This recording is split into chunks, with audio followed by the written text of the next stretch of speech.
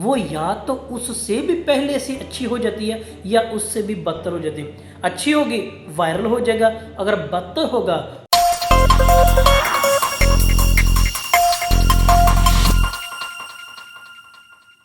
मोहतरम तलबा व तालिबात, नाज़रीन व सामईन, उम्मीद है कि आप सब खैरियत से होंगे। आपके लिए हमेशा मैं दुआ गो हूँ कि रब्बे कायनात की पाकज़ात आपको हमेशा कामयाबी व कामरानी, आपको आपकी इल्मी सरगर्मी में हमेशा कामयाबी का जोश व जज्बे का वलवला अता करे।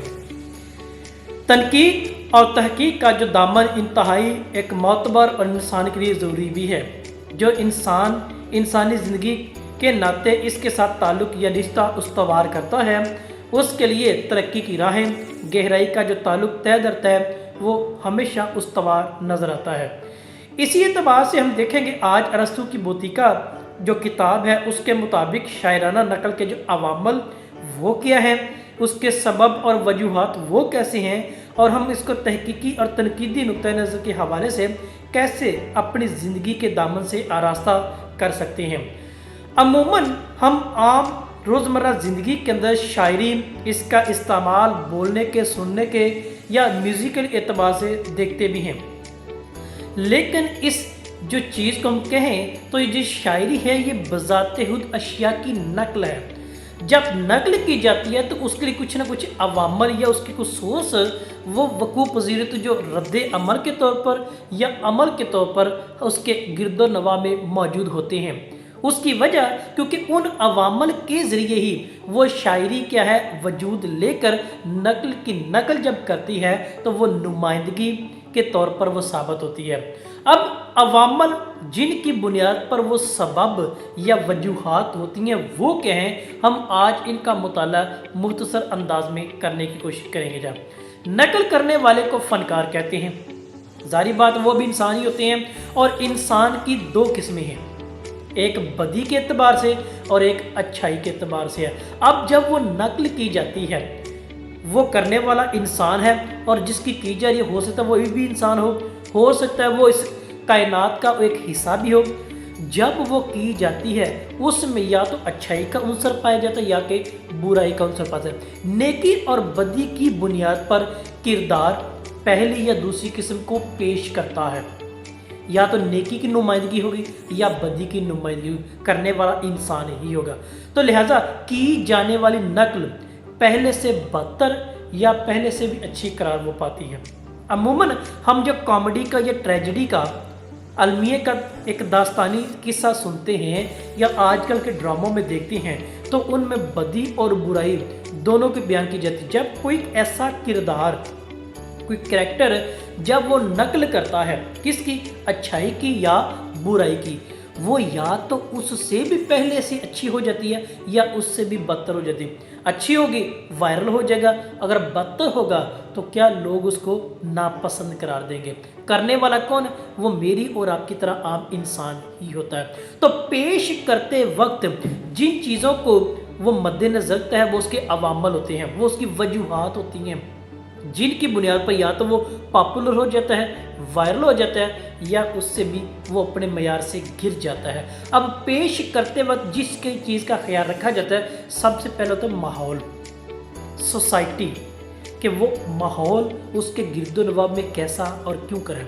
दूसरी चीज़ उसका था मंजर, तीसरी मौसीकी होती है। अक्सर आपने ड्रामों में देखा होगा, चाहे वो पाकिस्तानी ड्रामे हैं, इंडियन ड्रामे हैं, लेकिन वो फनकारों के साथ साथ म्यूज़िकल मौसीकी साथ साथ वो चल रही थी। वो एक रिदम के साथ अपना एक बैंड, वो बाजा, वो तरन्नुम, वो बांसुरी, वो कोई ना कोई रंग अपना पेश करता है। उसके साथ फिर मुकालमा होता है, मुकालमे के साथ वो एक तरन्नुम की लहर बढ़ रही होती है जो देखने वाले पर एक ख़ास असर दे रहा है, या बुराई के एतबार से होता है और या वो अच्छाई के एतबार से होता है। अब ये जो चीज़ें ये अनासर हैं, ये वो अवामल हैं जिनकी बुनियाद पर फनपारा या नकल अपना असर और रसूख सुनने वाले पर या देखने वाले पर एक जा बजा और तय दर निछावर करता है।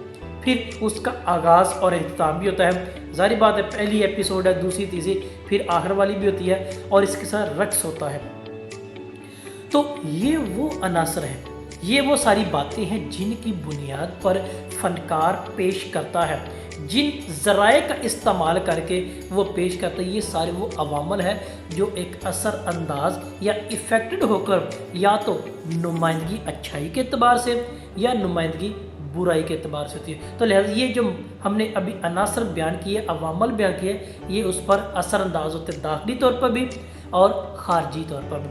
اب ان چیزوں کو دیکھیں تو یہ چیزیں کیا کرتی ہیں؟ ابھی یہ جو عوامل ہم نے ماحول کا، منظر کا، موسیقی کا تذکرہ کیا ہے، یہ کیا کرتے ہیں؟ یہ اشیاء کے مابین فرق کرتے ہیں، اشیاء کے مابین، پھر اس کے معیار کا تعین کرتے ہیں۔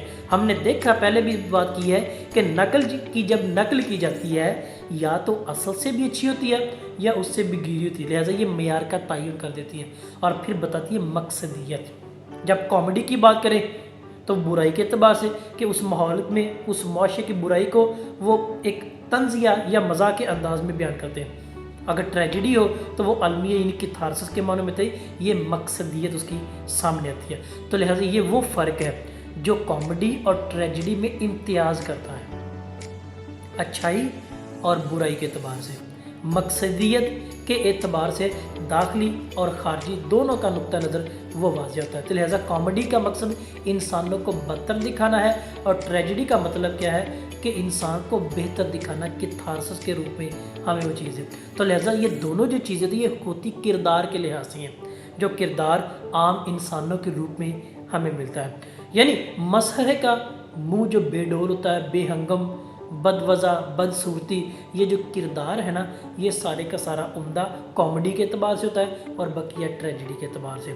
تو یہ تھا ہمارا آج کا مؤثر موضوع، شاعرانہ نقل کے عوامل۔ ان میں ہم نے دیکھا ماحول، منظر، موسیقی، رقص، مکالمہ، ترنم، آغاز، اختتام، یہ سارے کے عناصر مل کر شاعرانہ نقل کی نمائندگی یا اس کے عوامل کے طور پر ہمارے سامنے آتے ہیں۔ یہ تھا ہمارا آج کا موضوع۔ آپ کی کوئی رائے ہو، آپ کا کوئی سوال تو ضرور کیجیے گا۔ آپ سب کا بہت شکریہ۔